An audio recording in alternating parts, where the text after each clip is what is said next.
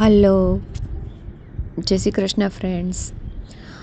વિડીયા થોડા લેટ આવે છે, એના માટે સોરી. થોડોક ટાઈમના અભાવને લીધે અને ઈશ્વરની દયા છે કે મોટા પ્રસંગ મારે ઘરે આવે છે અને એને લીધે, એની તૈયારીને લીધે વિડીયો બનતો નથી. હવે વેકેશનમાં પણ ખૂબ મોટો પ્રસંગ આવવાનો છે, એટલે એની પણ તૈયારી કરવાની છે અને બધું તાત્કાલિક થઈ રહ્યું છે. એટલે પણ છતાંય બનશે એટલા વિડીયો હું તમારા માટે બનાવીશ, કારણ કે તમે પણ નવા વિડીયોઝની રાહ જોતા હોવ છો એટલા માટે. તો આજે તમારી અંદરનો પાવર કેટલો છે, તમે કોણ છો, એ સમજાવવા માટે એક ઉદાહરણ હું તમને આપું છું. તમને ખબર હોય તો તમે જોયું હશે કે પવનપુત્ર હનુમાનજી છે એ શિવનો અંશ છે.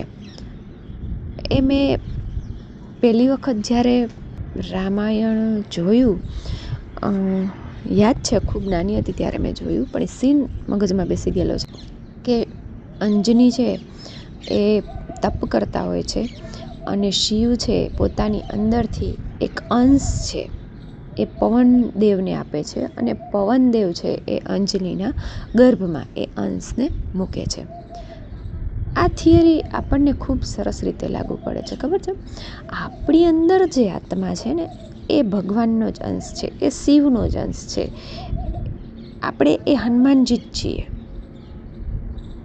પણ જેમ હનુમાનજી પોતાની તાકાતને ભૂલી ગયા હતા એક ઋષિ મુનિના શ્રાપને લીધે, એમ આપણે પણ જેમ અહીંયા ડ્વેલ કરીએ છીએ, મતલબ જેમ સંસાર વચ્ચે રહીએ છીએ, એમ આપણે આપણી જે રિયલ સેલ્ફ છે, સાચી જે આપણી શું કહે, આપણે જે સાચા છીએ, જે આપણે આત્મા છીએ, એ વસ્તુ આપણે ભૂલી જઈએ છીએ અને આપણે માણસ તરીકે હાથ પગ મારવાનું શરૂ કરીએ છીએ. અમુક માન્યતાઓ બનાવી લઈએ છીએ માણસ તરીકે, કારણ કે બાળક હોઈએ ત્યારે આજુબાજુના દરેક લોકોની વાતો, એમના ટોન, એમની ફિલિંગ્સ, આ બધી જ વસ્તુ આપણને અસર કરતી હોય છે અને એમની માન્યતાઓ, એ બધું જ આપણી અંદર આવે છે. છેક માના ગર્ભમાં હોઈએ ને ત્યારથી એ માં જે માનતી હોય છે, એના જે વિચારો છે, એ પણ આપણી અંદર આવતા હોય છે, એ બાળકની અંદર આવતા હોય છે. પછી બાળક સંસારમાં આવે, પછી આજુબાજુનું વાતાવરણ, માં, દાદી, દાદા, પપ્પા, મમ્મી જે લોકો બોલે છે, જે લોકો માને છે, જેવું કરે છે, બધી જ વસ્તુ આપણી અંદર આવે છે. આપણે જે રિયલ સેલ્ફ છે, આપણે જે સાચી આત્મા છે, એને આપણે ભૂલી જવા લાગીએ છીએ. આપણે સંપૂર્ણ માણસ બનવા લાગીએ છીએ. પણ આપણે છીએ કોણ, એ સીનને તમારે યાદ રાખવાનું છે કે શિવમાંથી જીવ બન્યા છીએ આપણે, શિવનો એ અંશ છીએ આપણે. તો આપણી દરેક ઈચ્છાઓ છે એને પૂરી કરવાની દરેક ક્ષમતા આપણી અંદર છે. પણ હાથ પગ મારી લેવાથી ઈચ્છાઓ પૂરી નથી થતી. એ ઈચ્છા ત્યારે પૂરી થાય છે જ્યારે તમે ઈચ્છા ઉપર ધ્યાન આપો, ઈચ્છાને માનો કે આ થઈ ગઈ છે અને શાંતિથી બેસી રહ્યો, વિશ્વાસ રાખો, વિઝ્યુઅલાઇઝ કરો. એક દુનિયા એવી છે જ્યાં તમારી આ ઈચ્છા પૂરી થઈ ગયેલી જ છે. બસ એ દુનિયામાં આપણે જમ્પ આઉટ થવાનું છે. અને કેવી રીતના, તો કે વિઝ્યુઅલાઇઝેશન દ્વારા, કલ્પના કરીથી. જેટલું તમે ઇમેજાઇન કરશો, કલ્પના કરશો, અને જે તમારી કલ્પનામાં આવી શકે છે ને દરેક વસ્તુ અહીંયા છે જ, એ ઓલરેડી થઈ ગઈ છે. જે તમે કલ્પના કરી શકો છો દરેક વસ્તુ થઈ ગઈ છે. બસ તમારે કલ્પના કરી અને એ રિયાલિટીમાં પહોંચી જવાનું છે જ્યાં એ ઓલરેડી થઈ ગયું છે. એટલે આપોઆપ તમે એ જગ્યાએ આવી જશો, એ તમારી ઈચ્છા આપોઆપ પૂરી થઈ જશે. આ પાવર તમારી આત્મામાં છે અને તમારી આત્મા ગમે ત્યાં જઈ શકે છે. આપણે બોડીથી ન જઈ શકે, બોડી માટે બધું લિમિટ છે. બાકી આત્મા છે એ ગમે ત્યાં જઈ અને ગમે તે ફીલ કરી શકે છે. બસ આપણે એ જગ્યાએ જવાનું છે અને એના માટે મેડિટેશન કરો. મેડિટેશન ખૂબ જ જરૂરી છે. જેટલું તમે વધારે મેડિટેશન કરશો ને એટલું તમારું માઇન્ડ શાંત થશે, એટલું જ તમે તમારી કલ્પનાઓને સરસ રીતે જોઈ શકશો અને વારંવાર એ કલ્પનાઓને એન્જોય કરો, માણો અને પોતાની જાતને માનો કે હું એ તાકાત છું જે આ કરી શકું છું. ખરેખર આપણે કાંઈ કરવાનું હોતું જ નથી. આપણે જસ્ટ એન્જોય કરવાનું છે, આપણે જસ્ટ માનવાનું છે. આપોઆપ એ ઈશ્વરીય તાકાત છે એ કરે છે. આપણે કાંઈ ક્રિએટ કરવાનું નથી હોતું. આપણી જે કલ્પનામાં આવે છે દરેક વસ્તુ આ દુનિયામાં છે, દરેક વસ્તુ ઈશ્વરે બનાવી છે અને ઓલરેડી બની જ ગઈ છે. તમારી જે કલ્પના છે, જે ઈચ્છા છે ઓલરેડી અહીંયા છે જ. બસ તમે એ જે ઈચ્છાનો રૂમ છે ને જે ઓલરેડી થઈ ગઈ છે એ રૂમમાં તમે પ્રવેશ નથી કરતા અને તમે બાજુના બીજા રૂમમાં બેઠા છો. હવે તમારે કલ્પના કરી અને એ રૂમમાં પ્રવેશ કરવાનું છે જ્યાં તમારી એ ઈચ્છા છે પૂરી થઈ ગઈ છે. અને એના માટે થઈને મેડિટેશન, અફર્મેશન તમે કેવી રીતના કરી શકો? તો કે મેડિટેશન કરો, માઇન્ડ એકદમ શાંત થાય એટલે તમે જે રૂમમાં બેઠા છો, મતલબ અત્યારે જે 3D છે એને ભૂલો અને તમારી કલ્પનામાં જાઓ, બંધ આંખોએ જુઓ કે મારી આ ઈચ્છા પૂરી થઈ ગઈ છે, મને કેવું ફીલ થાય છે. એટલે તમે એ જગ્યાએ પહોંચી ગયા જ્યાં તમારી ઓલરેડી એ ઈચ્છા પૂરી થઈ ગઈ છે. અફર્મ કરો જ્યારે તમે વારંવાર બોલો કે હું ગવર્મેન્ટ જોબ કરું છું, હું ગવર્મેન્ટ જોબ કરું છું, એટલે ધીમે ધીમે તમારા માઇન્ડમાં એ આકૃતિઓ ઊભી થાય, એ ફિલિંગ ઊભી થાય, એ સીન ઊભા થાય એટલે તમે એમાં આવી ગયા. તમે સ્ક્રિપ્ટિંગ કરો, તમે લખતા હો ત્યારે પણ તમે તમારી જે ઈચ્છાને લખો છો કે અચ્છા હું ખૂબ જ ખુશ છું, હું ખૂબ જ હેપી છું, હું ખૂબ જ આભારી છું કે હું ગવર્મેન્ટ જોબ કરું છું, મને ગવર્મેન્ટ જોબ મળી ગઈ, હું ક્લાસ 1 ઓફિસર છું, હું એન્જોય કરું છું, મારો મહિને આટલો પગાર છે, મને બધા કોંગ્રેચ્યુલેશન્સ કહે છે, મારા ઘરના ખૂબ જ ખુશ છે, મારી બધી ઈચ્છાઓ, મેં આવું મકાન લીધું છે. આ જ્યારે તમે લખવાનું ચાલુ કરો ને ત્યારે તમે જે છો અત્યારે 3Dમાં જે છો એ ભૂલી જાઓ છો. એ રૂમ તમે મૂકી દીધો અને તમે એ રૂમમાં પ્રવેશ થઈ ગયા, એ જગ્યાએ વયા ગયા જ્યાં તમે બનવા માગો છો. એ ઓલરેડી થવા લાગો છો, એ તમે ફીલ કરવા લાગો છો.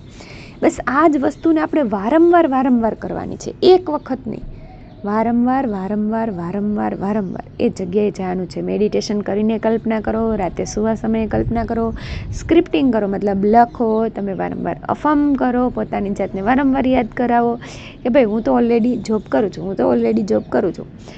એટલે એવા લોકો, એવી પરિસ્થિતિ, એવા કામ, એવી ઇન્સ્પિરેશન બધું તમારી અંદર આવશે જેને લીધે તમે એ વ્યક્તિ બની શકો છો.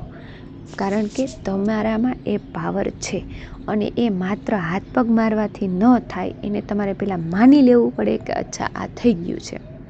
અને માની લેવા માટે થઈને આપણે એમને માની નથી શકતા, એટલા માટે થઈને આપણે કલ્પનાઓ કરવી પડે, મેડિટેશનમાં જવું પડે, માઇન્ડને શાંત કરવું પડે, આપણે સ્ક્રિપ્ટિંગ કરવી પડે, આપણે અફર્મેશન કરવા પડે. આ બધી વસ્તુ એ પદ્ધતિ છે, એ ટેકનિક છે જેના થ્રુ તમે એ જગ્યાએ પહોંચી જાઓ છો જ્યાં તમારી ઈચ્છા ઓલરેડી પૂરી થઈ ગઈ છે અને એ જગ્યાએ વધારે રહેવા લાગો છો.